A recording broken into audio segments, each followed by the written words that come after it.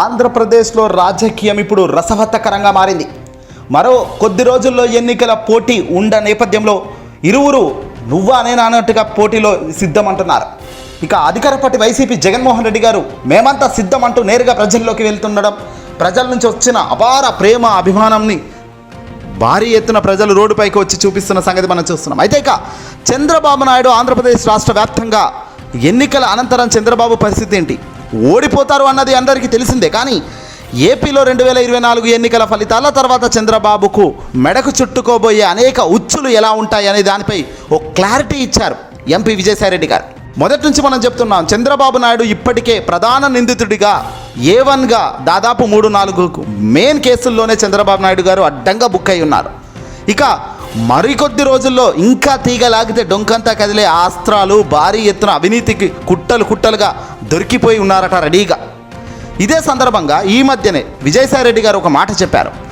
ఎన్నికలు పూర్తయిన తర్వాత చంద్రబాబు ప్రధాన నిందితుడు A1గా సుమారు 10 కేసులు నమోదు కాబోయే ఛాన్సెస్ కనబడుతున్నాయి అంటూ రాజ్యసభ సభ్యుడు, నెల్లూరు లోక్సభ వైఎస్ఆర్సీపీకి సంబంధించిన అభ్యర్థి విజయసాయిరెడ్డి గారు అన్నారు. కందుకూరులో శనివారం శ్రీ వెంగమాంబ ఫంక్షన్ హాల్లో కార్యకర్తల పరిచయ కార్యక్రమంలో పాల్గొన్న విజయసాయిరెడ్డి గారు సంచలన వ్యాఖ్యలు చేశారు. చంద్రబాబు నాయుడుపై A1గా ఇప్పటికే 3-4 కేసులు నమోదయ్యాయని, మరో 4-5 కేసులు నమోదు కాబోతున్నాయని చెప్పారు.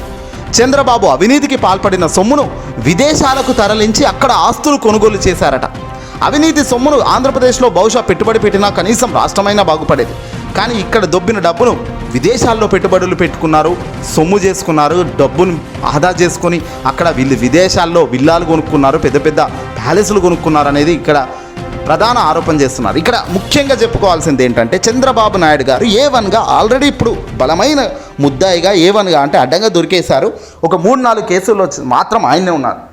స్కిల్ స్కామ్లో కూడా ఆయనే ఉన్నారు. మద్యం కుంభకోణంలో ఆయనే ఉన్నారు. ఇలా కొన్ని ఇన్నర్ రింగ్ రోడ్ మెంట్ అలైన్లో కూడా ఆయన చాలా పెద్ద పాత్ర ఉంది. ఇలా 2-3 దాంట్లలో ప్రధానంగా A1గా ఉన్న చంద్రబాబు నాయుడు మరికొద్ది రోజుల్లో అంటే ఎన్నికల ఫలితాల తర్వాత భారీగా మరిన్ని A1గా ఆయన బుక్ అయ్యే ఛాన్సెస్ ఉన్నాయి.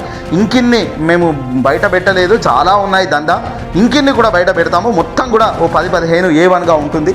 చంద్రబాబు మళ్ళీ జైలుకి వెళ్ళక తప్పదు. చంద్రబాబు నాయుడిని పోలీసులు మళ్ళీ అదుపులోకి తీసుకోక తప్పదు. లోకేష్ను అదుపులోకి తీసుకోక తప్పదు. ఈసారి మాత్రం జగన్ 2.0 చాలా డిఫరెంట్గా ఉంటుంది. చాలా చెంపదెబ్బలు మాత్రం బలంగా ఉంటాయి ఈసారి అనడంలో సందేహమే లేదు.